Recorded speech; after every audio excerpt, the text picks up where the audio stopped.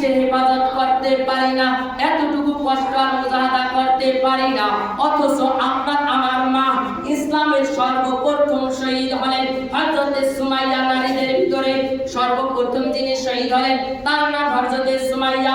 হযরতে সুমাইয়া রাদিয়াল্লাহু তাআলা আনহাকে বলতেছে আবু জাহেলার দল, আবু জাহেলা বলতেছে ঈমানটা ছেড়ে দাও, ঈমানটা ছেড়ে দাও, ঈমান ছেড়ে দাও, যদি ঈমান ছাড়ো ভালো কথা, যদি না ছাড়ো তোমাকে বাঁচতে দেব না। বলে কি করবা? বলে তোমাকে মেরে ফেলবো, শহীদ করবো।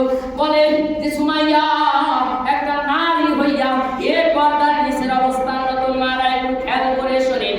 সুমাইয়া বলে ওই নারী হইয়া বলতেছে আমরা পুরুষ হইয়া চোখের হেফাজত করি না, টিভি দেখি, সিনেমা দেখি, আর ওই সুমাইয়া নারী হইয়া বলতেছে এরে আবু জাহেল শুনে ল, শুনে ল, আমার প্রাণটা চলে যেতে পারে রে, আমার জীবন চলে যাইতে পারে রে, এরপরে আমাকে উলঙ্গ করে লজ্জিত করতে পারোস রে, এরপর যে